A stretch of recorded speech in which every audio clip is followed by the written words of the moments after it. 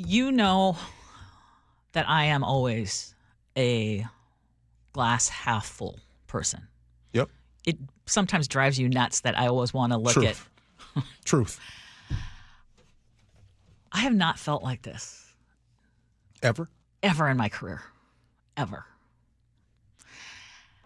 And okay, I've prepared something. Come on.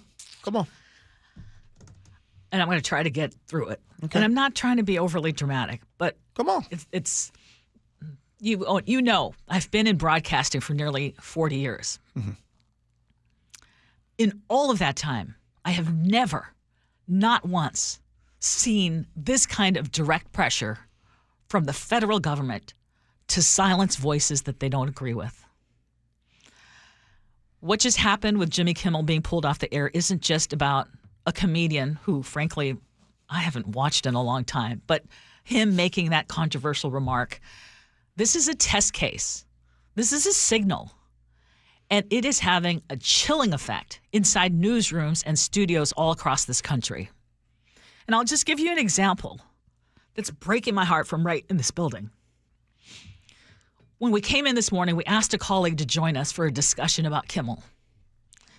Someone who has strong opinions, someone who wanted to speak out, but he said no. Not because he doesn't have something important to say. He's afraid. He's afraid he might lose his job. He's afraid the station could lose its license. Imagine that. A longtime broadcaster declining to speak on the air about free speech for fear of punishment. I mean, this is dangerous. This is insane. Mm-hmm. It is not the America that I know and love. I mean, just yesterday, one person went on our Gee Ursula Show Facebook page and accused me of ridiculing Charlie Kirk. And let me be absolutely clear. I have been extremely careful in how I talk about his assassination. It was horrendous. I have repeatedly said political violence is not the answer. I have repeatedly said celebrating his death is just plain wrong. What we have talked about is why Charlie Kirk's legacy is complicated. How he has said some deeply offensive things about black people, about the LGBTQ community, about other marginalized groups, while also recognizing, yes, he had a wide appeal and a loyal following. And that's what makes it so complicated. That's not ridiculing. That is offering perspective. But even that, some people want to silence me. That particular listener ended our exchange saying she hoped I had a terrible life. And you know what? Whatever. Mm-hmm. Fine. Sure. But this attack on our First Amendment rights, the First Amendment is not just a decoration that you hang on a wall. I mean, this is the foundation that allows all of us, whether we are journalists, whether you listening right now, can say what you believe without fear of government retribution. And when the DOJ, when the Department of Justice threatens to target critics of a political figure, or when regulators hint that licenses could be yanked, when radio hosts like myself or you are accused of crossing a line simply for giving context, that is not democracy at work. That is democracy under attack. I mean, again, in nearly 4 decades of broadcasting, I've seen all of us argue, shout, laugh. We cry a lot through our airwaves, but I've never seen fear like this. And whether you are a Democrat, whether you're a Republican, whether you're an independent, atheist, whatever, you should care about this. Yeah. I mean, this is a line that cannot be crossed, and here we are. Mm-hmm. Ursula, that was very, very well said.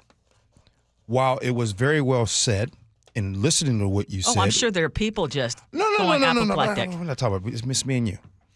It was very well said what you had to say. But I got to be honest, out of everything and where you really had me, every word that you said after, in my nearly 40 years, before I came in, there's a colleague that I was talking to about getting some coffee.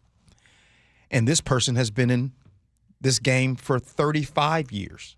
And she told me never has she ever been in this situation, and she never thought we'd ever be in this situation. But I just want to just say this. Look around. You got book bans that scrub hard truths from our classrooms because an honest history might disturb somebody's feelings. You have leaders calling journalists enemies of the people, undermining a free press. So the only story left to do is that's the president of the United States, by the way. Voter suppression and gerrymandering dressed up as integrity, while voices, especially black, brown, and the working classes, they're quietly erased. Politicians praising strong men abroad and hinting that violence is acceptable when democracy doesn't deliver their result. Fascism thrives when good people grow numb. You know, when we say, that could never happen here, while it's already knocking on our door. It ain't even knocking no more. It ain't kicked that dang old door down. This ain't about left or right. It's about right or wrong. The First Amendment, the rule of law, the dignity of every person, the reason why Christopher Columbus and them said that they discovered America, the reason why the founding forefathers set it all up. They set up branches of government so that we wouldn't have no king type stuff. And by the way, I'm telling you, because there's somebody listening right now, you'll say, well, this doesn't bother me and this doesn't impact me. Well, here's what I'm going to tell you. That silence, that's consent. Constantly staying silent because you aren't affected to what's going on here, and you give the shrug. So I'll just tell you this. You can speak the truth now, or you can speak the truth later. Either way, it's here, Ursula. Fascism is here. There's a lot of people saying, well, you can't say that. Keep not saying it. Keep not saying it. It is here. You got the Supreme Court. Check. You got the Republican Party. Silent. Check. You got the media. Check. I mean, this dude is a straight. Watch this. How about this for the airwaves? Donald Trump is a gangster. And he is ruling the land and the world, and nobody can stop him. He got all these folks in check, and we got a dang on king. It's just the same as in North Korea. They got Kim Jong-un, and you say, well, why do you guys tolerate that? We got that here in America. Now, AI, fact check that one.